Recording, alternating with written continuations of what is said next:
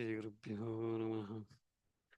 कृतुण्ड महाकाय सूर्यकोटि समप्रभा निर्विघ्नं कुरु मे देव सर्वकार्येषु सर्वदा।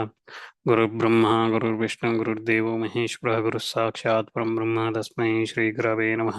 गुरवे सर्वलोकानां विजयपुरोगणामधे सर्वविद्यानां श्रीदक्षिणामूर्तये नमः। व्यासं अष्टनप्तारं शक्ते पौत्रमकल्म शम्बराशरात्मं देशगदातं दभोरिदिं नारायणं नमस्कृत्य वरं चैव नरोत्तमं देवीं सरस्वतीं व्यासं ततो जयमुदीरयेत्। मोघं करोति वाचालं भङ्गं लङ्घयते गृहीमत्कृपातमं वन्दे परमानन्दमाधवं। नारायणपरो व्यक्तादण्डमव्यक्तसंभवं मण्डस्यान्तस्तु मे लोकाः सप्तद्वीपा च मेदिनी पार्थाय प्रतिबोधितां भगवता नारायणे स्वयं व्यासेन कृतं पुराणमुनिनां मध्ये महाभारतम् अद्वैतामृतवर्षिणीं भगवतीमष्टादशाध्यायीं वा त्वमनुसन्दधामि भगवद्गीते भवेद्वेषिणीं श्रुतिस्मृतिपुराणानाम् आलयं करुणालयं नमो भगवत्पादं शङ्करं लोकशङ्करं नावतीर्णश्च कालट्यां केदारीन् परितश्च चतुष्पीठप्रतिष्ठादाय यथाशङ्करो गुरुः.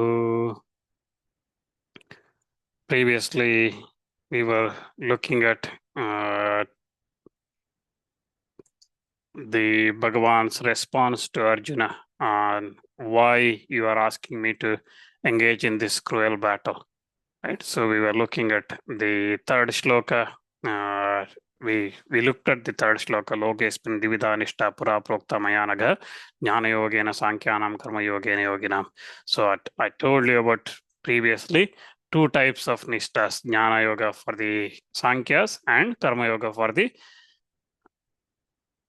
yogis. So then we looked at the fourth shloka. We were looking at the fourth shloka. Na karmana manarambha naishkarmyam purushoshnate nacha sanyasana deva siddhim samadhigacchati. So a person does not attain freedom from action by abstaining from action, nor does he attain fulfillment merely through renunciation. Simply by giving up the work, he does not attain. So we're looking at this shloka where again, so we were looking at the meaning of this shloka where I think we looked at the effect of the person who does not have purification of mind. That person does not attain the freedom from actions. That is to say, steadfastness in yoga of knowledge, right? That freedom from action. He does not attain that by non-performance of actions which have been enjoyed by the enjoyed for the self-knowledge of Shrutis, right? Self-knowledge, and that has been said by the Shrutis as well. Like, for example, Brihadaranyaka says, Tatetam tametam vedanu vachanena brahmana vidishanti. So Brahmanas seek to know it, that is the self, through the study of Veda, sacrifices, charity, austerity, consisting of dispassionate enjoyment of sense objects, and so on. And also, Ishavasya Upanishad, for example, says, Kuruvanne veha karmani jiji vishechatam samaha evam tvai nanyate tosti na karma lipyate nare. So here, always performing the karma here, one should desire to live for 100 years. So long as you seek to live a mere man, no other path exists where activity does not, or the karma does not taint you. So it's saying that in that Ishavasya Bhashya, Shankaracharya, for example, says that if one should desire to live 100 years, he should live only by performing the karmas. So like this, we have seen in the Shrutis saying that the karma should be performed, and Bhagavan here also says that nor the person does attain, that means he certainly does not attain siddhi, he does not attain the fulfillment in the form of that jnana nishtata, jnana yoga, which culminates in yielding the fullest results. He does not attain that through mere renunciation, that is undertaken without any mental purity. He does not attain that. By simply renunciation, he will not attain that. So renunciation itself is not possible without purity of the mind, born of selfless actions. Even if sannyasa is somehow undertaken out of mere eagerness, it does not culminate in yielding its fruit. That's what the idea here is. So now, what again is the reason by simply giving up of actions which does not accompanied with knowledge, a person does not attain the fulfillment in the form of freedom of action. Why is that? So that's what explained in the next shloka, in the fifth shloka, where Bhagavan explains that the ignorant are swayed by prakriti, nature. They are swayed by that. So Bhagavan explains here, saying, nahi kaschit kshanamapi jatu तिष्ठत्य कर्म कृत कार्यते ह्यवश कर्म सर्वः प्रकृति जैर गुणैः. So because no one ever remains even for a moment without doing work, for all, because all are made to work under compulsion by the gunas of prakriti, nature. So padava pratipadartha, so one word by word meaning. Na means not, he means certainly, kaschit means anyone, kshanam means a moment, api means even, means jatu means ever, tishtati means can remain, akarma krit means without action, karyate means are performed, he means certainly, avashya means helpless, avashaha means helpless, karma means work or action, sarva means all, prakriti jaihi means born of material nature, gunai means qualities by the gunas.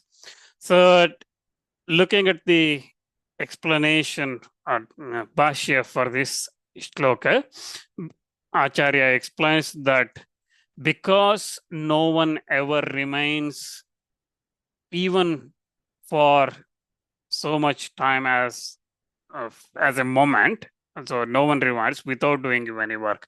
So he explains that you cannot, if you go back to the previous shloka, the conclusion was you cannot, the sannyasa, you will not attain the fulfillment, right? Why you not attain fulfillment? By simply abandoning the karmas, because it starts with because.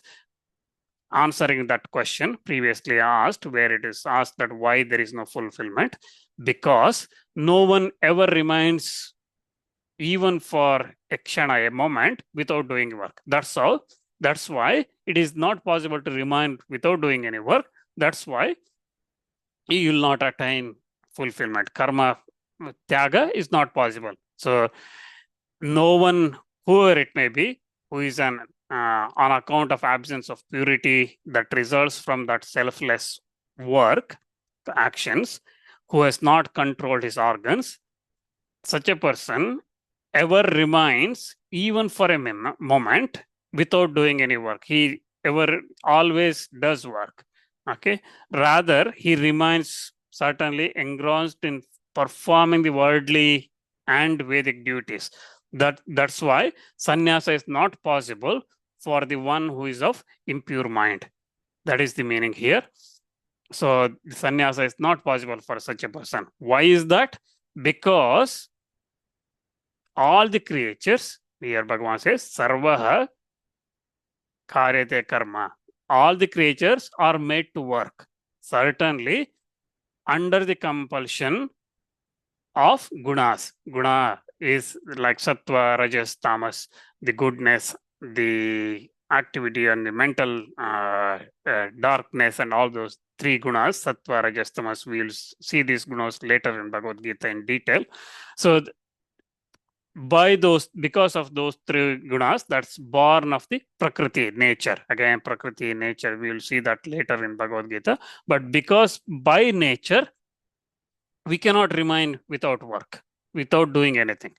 So again, so the mind that is of impure mind, devoid of the purity, those mind, all the living beings with such a mind are made to work, are made to perform the worldly Vedic duties under the compulsion, because they certainly not independent, they are made to do that by the gunas, born of this prakriti. So rajas and tamas gunas of this prakriti. So that's the meaning here. And Bhagavan also explained, the Shankaracharya here says that ajna iti vakyasheshaha, he says.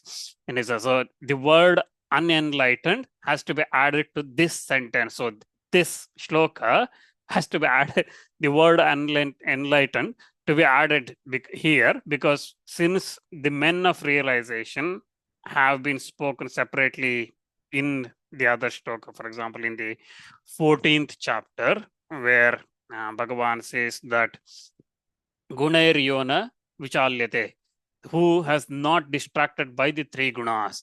So such a person is going to be spoken separately. Okay, the one who is not going to be disturbed by these gunas. So the question might come saying that if the prakriti born gunas are going to make you work, then it is going to happen for everybody, jnanis and ajnanis, everybody, right? So that my question might, that thought might come in the mind, and that's why Acharya here explains that ajna iti vakyashesha, the unenlightened, has to be added here. Okay, that word need to be understood. This, what Bhagavan is saying, is for the unenlightened, the one who has that impurity in his mind, because the karma yoga is meant only for the unenlightened, not for the men of knowledge.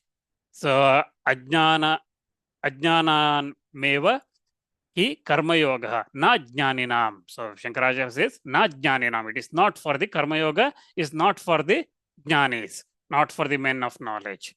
So karma yoga, on the other hand, is not pertinent for the men of knowledge, who, because they're not moving away from their own self and are not shaken by the gunas. So the jnanis, the karma yoga does not apply to them, because they're not moved, distracted, or influenced by these gunas. But on the other hand, unenlightened men, or the ajnanis, they are distracted. They are distracted by these three gunas.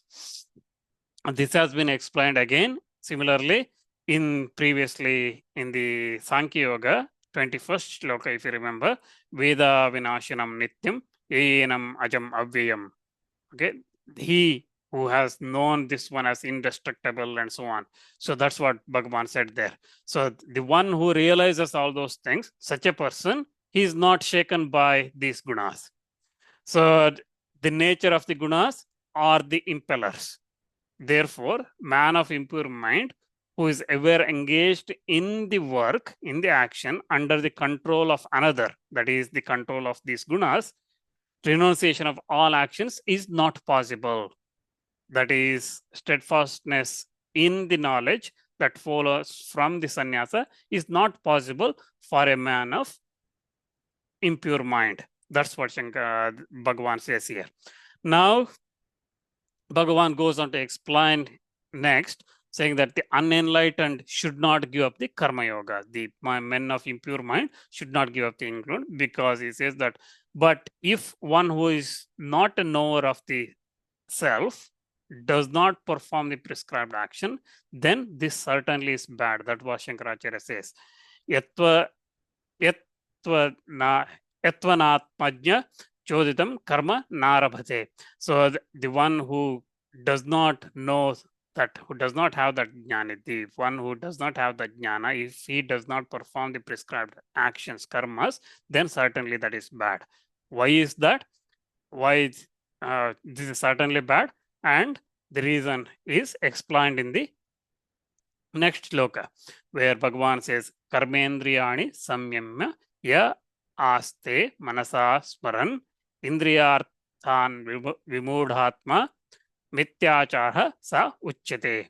The one who, after withdrawing the organs of actions, sits mentally recollecting the objects of senses, that one is of deluded mind, is called hypocrite. So, Padapadartha, karma indriyani means organs of action, samyamya means restraint, yaha means who, Aste means remind, manasa means in the mind, smaran means to remember, indriyarthan means sense objects, vimudhatma means the deluded, mityachara means hypocrite, saha means they, uchyate means are called. Now here Acharya explains this shloka as the one who, after withdrawing the organs of actions, hand, etc. So, for example, mouth, which is used in speaking, hands in doing the work, legs in moving, and then jananendriya, and then malamutra visarjana, mala visarjana organ. So these indriyas, karmendriyas, they all sits. So the one who withdraws all these organs of actions, hands, legs, etc., and then sits mentally recollecting or thinking the objects of senses. Okay, so if one says that I have taken sannyasa, I'm not going to do any actions. I'm going to mentally sit there and meditate and all these kind of things. When the mind is not pure, what he does is he recollects, he smaran, okay, indriyarthan, he recollects thinking about the objects of senses, even though sitting there, we all do this, okay, sitting in the japa, mind is somewhere else, okay. There is a story that's narrated where someone comes to home, a very pandita's, good pandita's home. He's very famous. His home, someone comes and asks him, asks for that pandita. And the wife comes there and asks, when the guest comes there and asks, saying that I want to see the pandita, she says that, no, he is not here. He is in the market buying a shoe for him. And then the pandita who was doing japa, he finishes all that and comes out. And then the guest was waiting there. And he says, you said he is in the market buying a shoe, but he's here. Why did you lie?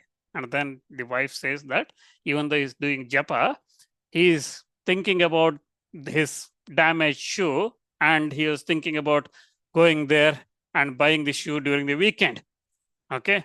So even though work is given up by this pandita, this so-called jnani here, his mind is not. Okay. So mind is still thinking, the organs of senses still thinking. Ear is hearing, still listening to what's happening, what the neighbors are talking, or what's the conversation happening in the next room. His eyes still trying to wander around. His mind still processing all those things. So these things still happen for those of impure mind. So that's what here Bhagavan is trying to say. So even though he sits there, controlling his organs of action, legs, hands, mouth, everything very quiet, okay, he's controlled completely, but his sense organs, his mind and his objects of senses, he's still thinking about that. So such a person is vimudhatma, is a deluded mind. And such a person is called mithyachari. He is a hypocrite. He is a sinful person. That's what the meaning is. So the one who is deluded mind, whose mind is polluted with attraction, repulsion, etc., who out of mere eagerness, after withdrawing or controlling the organs of actions, the speech, hand, etc., without performing the actions with outer organs, sits recollecting the mind that is swayed by the attachment, etc., attachment and so on, the objects of senses like sound and so on, but not reality of the Supreme Self. He's not thinking about that. He is swayed by all these objects of senses. Such a person who sits without work with the self-concept that I have become a sannyasi. Okay, he sits there saying that I have become a sannyasi. He is called a hypocrite, a mithyachar, man of sinful conduct, because his unfitness for the result of that sannyasa on the account of the absence of purity of the mind. And that's what also said in the Dharma Shastras as well. For example, Madhusudana Saraswati quotes Yatidharma Sangraha and Upadesha Sahasri. He quotes, and there it is says that since the renunciation of all the actions has been enjoined by the Shrutis for the purpose of ascertaining the meaning of the word though, that is that. Okay, so Shrutis all saying that they all ask us to do the actions, perform the karmas to ascertain the meaning of that Paramatma Tattva, right? That Supreme Tattva. So, but one who abandons when he has not realized that Tattva, then he becomes degraded. That's what Dharma Sangraha says and Upadesha Sahasri says. That's what Sri Madhusudana Saraswati in his Bhashya quotes that. That's why it is not reasonable for a man of impure mind does not attain the fulfillment through simply taking up sannyasa. So without renouncing all the actions out of mere eagerness, one should simply perform the selfless works, actions for the purification of mind in accordance with the Shastras. So that's what is said here. And one should perform like that in accordance with the Shastras, because that's said in the next shloka, why we should perform like that. In the 7th shloka, Bhagavan explains that Yastvindriyani manasa niyamyara bhade Arjuna karmendriyehi karmayogam asaktaha sa vishishyate. But Arjuna, one who engages in the karma yoga with the organs of actions, controlling the organs with the mind and becoming unattached, that one excels. So in the previous shloka, Bhagavan said that the person is controlling his organs of action, karmendriya, is controlling all that, but his jnanendriyas, the organs of senses, he is not controlled, including mind. But here, he says that one who controls performs those actions through the karmendriyas, the organs of actions, and through that controls his mind, such person excels here. So we look at the Pratipadartha. Yaha means who, tu means but, Indriyani means the senses, Manasa means by mind, Niyamya means control, Arabhate means begins, Arjuna is addressing Arjuna, Karma Indriya means by working senses or Karma Indriya, the actions, the senses or the organs of action. Karma Yoga means Karma Yoga, as we looked at previously, engaging in the karmas. Asakta means without attachment, Saha means they, Vishishyate means are superior. So explaining this shloka, Bhashyakar here says that the one on the other hand means the previous shloka we looked, okay? So tu here starts as but, okay? Tu means but. Why we are saying but is because the previous shloka, right? Where we looked at karmendriya is fully controlled, but mind is not controlled. And that person is mithyachari, right? But on the other hand, O Arjuna, the one who is unenlightened, who is eligible for action, Arabhate, engages in, that means he engages in, the person who is unenlightened person who is eligible for the karmas, engages in, what does he engage in? The Bhagavan says, the answer is Karma Yoga. Who engages in the Karma Yoga, how does he engage? With organs of actions, with karmendriya, with karma, with organs of actions like speech, hand, and so on. He engages in that, controlling the sense organs, indriyani, niyamya, indriyani. So he controls the sense organs with mind. He controls those sense organs with mind and becoming unattached. That one excels the other one, that is the hypocrite, Dr. the Mithyachar, the one we called about with the deluded Vimud Atma we looked at in the previous shloka. So compared to that one, this one excels. So the word being used, the word but tu is used again here, distinguishing from the sannyasi of impure mind, the discriminating person is talked about here is the one who engages in the karma yoga, in the actions enjoined by the means, which is the means of the purification. Such a person who engages in the karma yoga with the organs of actions by controlling the organs of perception, that is the organs of hearing and so on, the senses, together with the mind, manasa, together with the mind, that is by withdrawing them from the engrossment in such objects as sound and all the other things, okay, which are the causes of the sin. Because once you start engaging in the objects of senses, then you're distracted. So such a person withdrawing from all those things by controlling the organs with the mind endued with discrimination and becoming unattached, that is free from the results, such a person excels, becomes distinguished from the other person who is a hypocrite.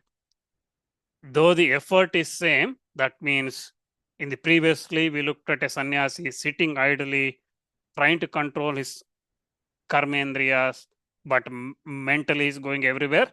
But here he does all the actions, and through those actions while doing, he controls his mind. So what he said is the effort is same. Here the sannyasi excels. The one who is doing karma yoga, the yogi excels here, not sannyasi, the yogi excels here. Arjuna, see how wonderful is this. One who, after controlling the karmendriyas, the organs of actions, keeps active the sense organs, becomes beret of the highest human goal, right? He does not realize, he does not reach that purification of mind.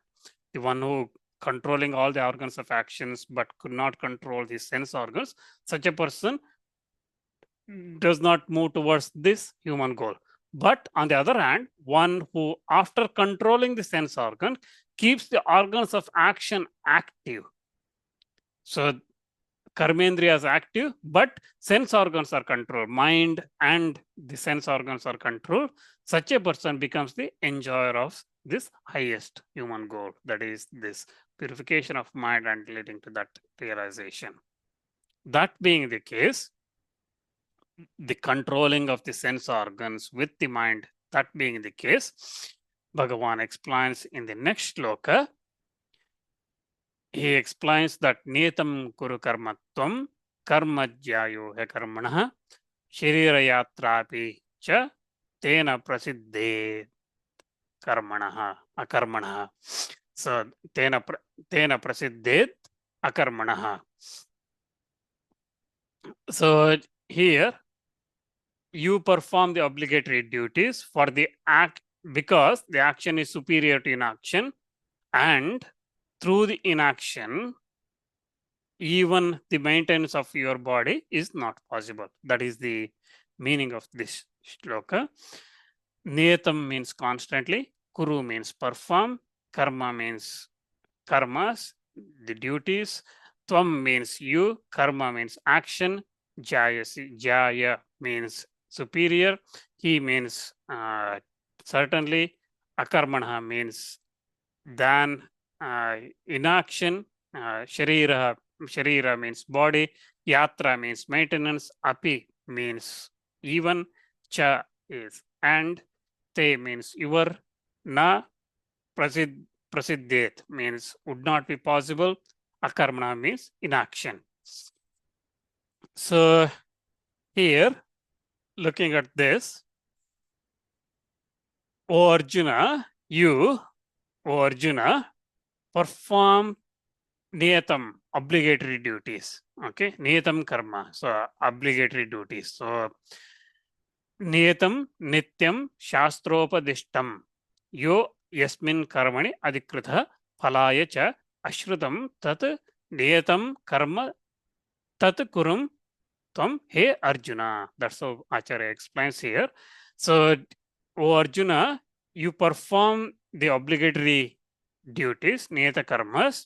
So again, those niyata karmas means those daily obligatory duties, nitya karmas, are the ones which ones one is competent according to this scripture, Shāstras, and which are not heard of as productive of any result. Okay, so if a karma gives results, that is kama karmas, that's not good. Okay, so here what Bhagavan is saying is the one you are fit to perform, because the Shruti says that, or the scripture says that that is something you have to perform, or your nitya karmas, obligatory duties, nitya karmas, you have to perform, nitya naimitika karmas. I think I said that I said in the Sankhya Yoga as well, itself, that the three types of karmas, right? Nitya karma, naimittika karma, kama karmas. So nitya is your obligatory duties, which you must perform. By performing them, you will not attain any merit. But by not performing, there will be sin attached. Okay, so these are nitya karmas, sandhyavana and all those things are nitya karmas. By not performing them, there is a sin. By performing, no punya accumulated, but it leads to purification of mind. Okay, it is like selfless karma performing. So that's why sandhyavana, when one is doing, we don't give a sankalpa of huge list of demands. Okay, normally when puja is performed, okay, which is the last type of karma. So before I go there, I will come to that. So nitya karma is like obligatory duties. The second one is naimittika. Naimittika is again type nitya karma. It could be obligatory or it could be with desire attached. Okay, so for example, shraddha, performing shraddha, you have to perform on a day, on a specific day, or a vratas or something that one performs, or ekadashi vrata, on that day you perform on a specific time or date or for purpose you perform. That could again have desires attached to it or not. Okay, if it is not, then it becomes a kind of nitya karma. Okay, similar to that. Otherwise, it becomes like a kama karma, the other extreme. The kama karma is the one where desires are attached. Okay, so you perform with a huge list of sankalpa. So whenever there's a puja done, priest comes up with a 2-page, 3-page sankalpa, right? Saying all these things should disappear by 1 hour puja I'm going to do. So our demands are so big, we list all those things. So what happens when one does some rituals, one karmas, whatever it may be, okay, even if maybe chanting a stotra, okay, if you have desires attached to it, then that means that Bhagavan have to give you something, okay, even if not what you ask. So you might ask for something great, but Bhagavan may say that because you did stotra, I have to give you something. Okay, he has to give something. So that means that accumulates in your balance. Good thing accumulates. Okay, if you did well. If you don't do it well, and if you always kama karmas, they have sins as well as merits attached to it. Punya and papa both attached to it. Okay, virtues attached to it. Because papa base, the reason sins are attached to kama karma is because you will never be able to do it perfectly. Okay, so there is always something wrong happening. So that's why when at the end of puja, for example, we say that we ask the prayaschitta, right? The reason we ask for prayaschitta is swara, varna, lopa, dosha, prayaschitta, arte. We say that, okay, all these things, I made mistakes, forgive all that. So we make mistakes. We know that we make mistakes. For that, I'm saying Achyutanma, Anantanma, Govindanma, all this. Okay, Namasmaranam. So why we are doing this? Because we know we made mistakes. We always make mistakes. Okay, Kama karma that results in sin, but not by performing badly, incorrectly, wrongly. So all these things, sin accumulates. But because you are performing, there is also virtue attached to it. Okay, so whether sin or virtue, when it gets attached, okay, it results in a samsara cycle continues. That means to experience that sin or virtue, either if you accumulate too much, one experience in the same birth, or have to take another birth, right? So this cycle continues. But by performing nitya karmas or naimittika without desires, then there is no such thing. It results in purification of mind. So that's why he is saying that those obligatory duties are the ones that one who is competent to perform as per the Shastras are the one which is not heard of as productive of any result. That means it is not a kama karma. So that Arjuna performed those duties, those obligatory duties. That was Bhagavan is saying, because from the point of view of the result, action is superior to inaction. Okay, karma jaya akarmanaha. So he says that karma is superior to inaction, non-performance of the duties, because by doing those obligatory duties, by niyatam karmas, by performing this, you will reach purification of the mind. Okay, so but if you don't do those things, your purification, mind purification will not happen. That's what uh, explained in this shloka. So again, Bhagavan starts here, tvam, that is you. Okay, you here again, addressing Arjuna, and also he says Arjuna. Okay, so you Arjuna, you perform this. He's saying that. So this nominative you that is here said, that it is understood from the very use of this verb, saying that kuru. He says that kuru karma, right? So do this. Okay, you do this by saying that in the second person. Therefore, the use of the word tvam there serves serves as an additional purpose. Okay, in this sentence. Okay, so there is you is also there. Okay, that word is there, that tvam serves as an additional purpose, because once someone says Arjuna do this, Arjuna kuru, okay, Arjuna do this, that means you are already telling Arjuna you do this. When someone says that, that means it is indicating that Arjuna has not performed the duties that purify his mind. Okay, that's what Bhagavan is saying, and Sri Madhusudan Saraswati clearly points out this point, why this tvam word is so important here.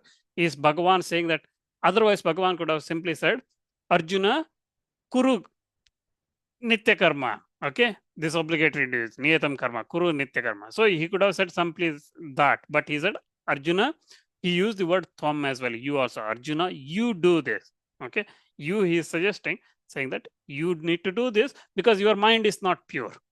Okay, for that purification, you have to do this niyata karma. You have to do the actions of that from the point of view of injunctions that are enjoined, that are on the ground of their being obligatory by the Shrutis and Smritis.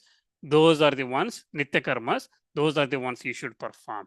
He says that for do that, what is your duty? And also the duties that's assigned, you are competent to do as per the scriptures. Like, for example, as a Kshatriya, battle, that is your duty as per the scriptures. Do that. Okay, so he says that why you should do it, because why should action itself be undertaken by a person of impure mind? Bhagavan says that, and akarmanaha, through inaction, even the maintenance of your body will not be possible. So simply by sitting, maintenance of body is also not possible. Therefore, the distinction between action and inaction in this world is obvious. That's what Bhagavan says here, and we will look at the little bit more in this shloka next time when we gather, and then we will close from there.